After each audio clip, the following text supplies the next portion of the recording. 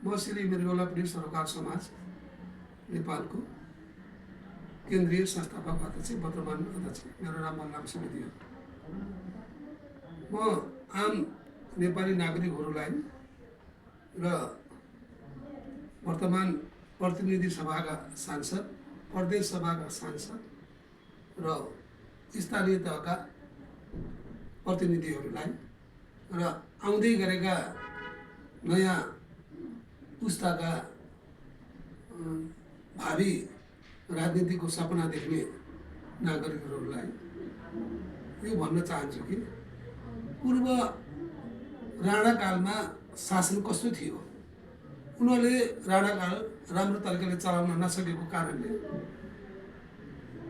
श्री 3 सरकारबाट श्री 5 सरकार आयो। श्री 5 सरकारले पनि श्री 5 सरकारको शासन गर्दै आएको थियो। त्यसैमा फेरि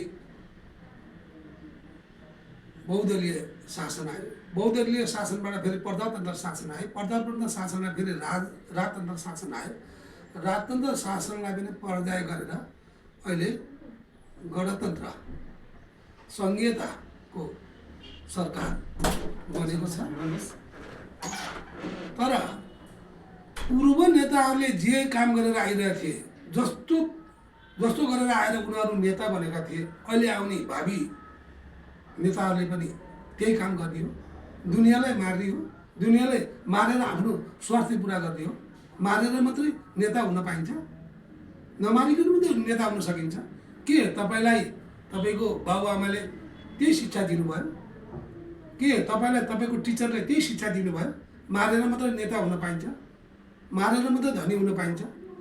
तपाईँले कमाएको सम्पत्ति तपाईँको छोरा नातिले पनि खान पाउँदैन। तपाईँले अत्याचार गरेर राजनीति गरेर तपाईँले कमाएको सम्पत्ति तपाईँको नाति पलातीले पनि खान पाउँदैन। के फाइदा भयो? यस्तो दुन्द्व व्यवहार नगर्नुहोस्। राजनीतिमा आउनुहुन्छ, राजनीतिको काम गर्नुहुन्छ, प्रकृष्ट तरिकाले काम गर्नुहोस्। तपाईँहरूको कस्तो नीति? काम गरेर पैसा नदिने, दोकानबाट लगेको सामानको पैसा नदिने, चुनावको चुन्न लिने, चुनावमा जनतालाई प्रयोग गर्ने, माइती घरमा प्रदर्शनमा उतार्ने, गरिब जनतालाई उतार्ने र आफ्नो हक र अधिकारको लागि लड्छु भनेर भन्ने, जनताको लागि लड्छु भनेर भन्ने, आफ्नो स्वार्थ गर्ने। त्यस्तो गरेर राजनीति नगर्नुहोस्, कसैलाई पनि नमार्नुहोस्। गरिब आम जनतालाई चाहिँ सर्वहारा जनतालाई बाँच्न दिनुहोस्। हामी बाँच्न चाहन्छौँ। सुखी नेपाल, समृद्ध नेपाल, सुस्वास्थ्य नेपाल देख्न हामी चाहन्छौँ। र आउनेवाला नेतालाई पनि मैले यही भन्न चाहन्छु, पूर्व नेताहरूलाई पनि मैले यही भन्न चाहन्छु, हामीलाई बाँच्न दिनुहोस्। म मृगौलापीडित सरोकार समाजको केन्द्रको अध्यक्ष। हामी 2071 सालमा संस्था खुलेर आजसम्म पनि यो संस्थालाई चाहिँ मृगौला प्रत्यारोपण गरेका, डायलिसिस गरेका, क्यान्सर रोगी, मेरुदण्ड पक्षघात बिमारीहरूलाई सेवा सुविधा दिनुहोस् भनेर पूर्व सरकार शेरबहादुर देउवाज्यूलाई पनि हामीले बिन्ती पत्र चढायौँ। केपी शर्मा ओलीले बिन्ती पत्र चढायौँ। गगन थापाले उहाँ स्वास्थ्यमा चाहिँ उहाँले चाहिँ डायलिसिस निःशुल्क गरिदिनु भयो, स्वास्थ्य बिमा ल्याइदिनु भयो र आज हामी बाँच्न पाएका छौँ। हामीले माइती घरमा प्रदर्शनमा आउनुहोस् भन्दाखेरि आम नागरिक कोही पनि आएन। जो मृगौला प्रत्यारोपण गरेको छ, डायलिसिस गरेको, क्यान्सर रोगीले, मेरुदण्ड पक्षघात बिमारी र बिमारीका स्याहारकर्ताहरू मात्र आएर हामीले आन्दोलन गऱ्यौँ। बालुवाटारबाट आन्दोलन गर्दै गर्दा माइती घरसम्म आयो, संसद भवनसम्म पुग्यो। हाम्रो माग सरकारले दियो, वर्तमान सरकारले पनि दियो। सरकारमा 3 पार्टीहरू छन्, ठुल्ठुला दल पार्टीहरू। हाम्रो सरकार नदिएको होइन। मृगौला प्रत्यारोपण गरेकोले अहिले 5,000 पाउनुहुन्छ, डायलिसिस गरेकोले 5,000 पाउनुहुन्छ, क्यान्सर बिमारीहरूले 5,000 पाउनुहुन्छ, मेरुदण्ड पक्षघात बिमारीहरूले 5,000 पाउनुहुन्छ। सरकारले हाम्रो कुरा सुन्यो। अहिले डायलिसिस पनि निःशुल्क छ। अरू पनि स्वास्थ्यमा चाहिँ सुधार गर्नु पर्यो भनेर वर्तमान स्वास्थ्यमध्ये प्रतिपौढीलाई पनि हामीले जनाइरहेका छौँ। यस्ता रोग लागेका बिमारीहरूलाई स्वास्थ्य र शिक्षा निःशुल्क गर्नु पर्यो र चाहे सरकारी चाकरी होस्, चाहे प्राइभेट जागिर होस्, चाहे स्वदेशी होस्, चाहे विदेशी होस्, त्यो पेन्सनवाला छ भने त्यसले पनि यस्तो रोग लागेको छ, यस्तो भयानक रोग लागेको छ भने त्यसले पनि निःशुल्क हुनु पर्यो भनेर हामीले यस्तो तरिकाले आन्दोलन गर्ने। तपाईँहरू आफ्नो स्वार्थको लागि कसैको घर उजाड्ने, कसैलाई विधवा बनाउने, कसैलाई बुढाबुढी बुढेसकालमा पाल्ने छोराछोरीहरूलाई पनि तपाईँहरूले मार्ने, बुढाबुढी कसरी बाँच्ने, कसैको घरको वंश नाशै गरिदिने तपाईँहरूले, अर्काको घरको चाहिँ श्मशान घाट बनाइदिने। यस्तो तरिकाले तपाईँहरू नेता बनेर आउँदै हुनुभएको छ। त्यस्तो सपना अब आउने पिँढीले पनि नसोचोस् भन्ने मैले यो आग्रह गर्न चाहन्छु। किनभने हामी सबै बाँचौँ, हामी सबै मिलेर बाँचौँ। ठिक छ, तपाईँको इच्छा छ, नेता हुन चाहनुहुन्छ, तपाईँको पार्टी बदली गर्न चाहनुहुन्छ, राम्रो कामले जनताको सामुन्ने आउनुहोस्। अब जनता त्यस्तो छैन। अब हामीले राम्रो हेर्छौँ, हाम्रो हेर्दैनौँ, हामीले पार्टी पनि हेर्दैनौँ, हाम्रो पार्टी पनि भनेर जाँदैनौँ। अब जनता राम्रो हेर्छ। राम्रोलाई भोट दिनुहोस्, नराम्रोलाई भोट नदिनुहोस्। त्यही भएर सबैलाई हामी आग्रह गर्न चाहन्छौँ कि हजुरहरूले नेता बन्ने मन छ भने तपाईँको वडाबाट तपाईँ क्लिन हुनु पर्यो, तपाईँको गाउँबाट तपाईँ क्लिन हुनु पर्यो, तपाईँको गाउँपालिकाबाट तपाईँ एकदम क्लियरफाई हुनु पर्यो, तपाईँको स्थानीय तहबाट तपाईँ क्लियरफाई हुनु पर्यो, तपाईँको गाउँपालिका, नगरपालिका, उपमहानगरपालिका, महानगरपालिका केन्द्र कहाँको हुनुहुन्छ तपाईँ, त्यहाँको तपाईँले नो अब्जेक्सन सर्टिफिकेट ल्याउनु पर्यो, पुलिसबाट पनि नो अब्जेक्सन सर्टिफिकेट ल्याउनु पर्यो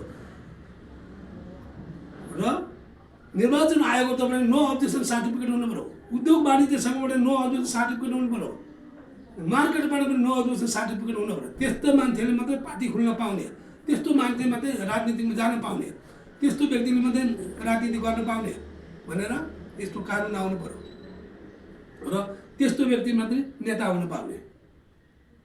जसको सम्पत्ति छ त्यसले चाहिँ राजनीति गर्न पाउने, गुन्डागर्दी गर्न पाउने, सब कुछ गर्न पाउने, त्यस्तो शासनलाई हामीले अन्त्य गरौँ र अब आउने पिँढीहरूलाई हामीले के भन्न चाहन्छौँ, सही सलाहसम्म अब 2081लाई हामीले अब विदा गर्दैछौँ।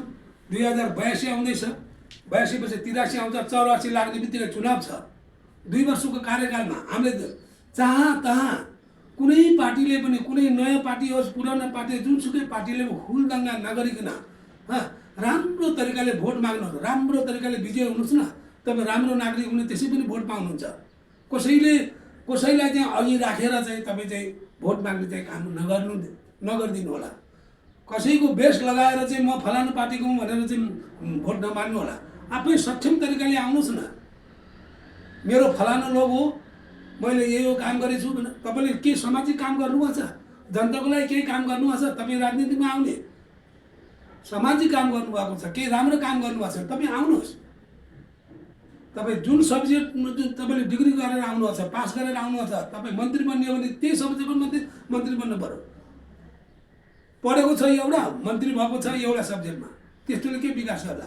त्यस्तो पनि हुनु भएन। त्यही भएर मैले आम नागरिकलाई भन्न चाहन्छु, अरू कसैको लैलैमा नजानुहोस्, कसैले बोलायो भन्दैमा नारा जुलुसमा नजानुहोस्।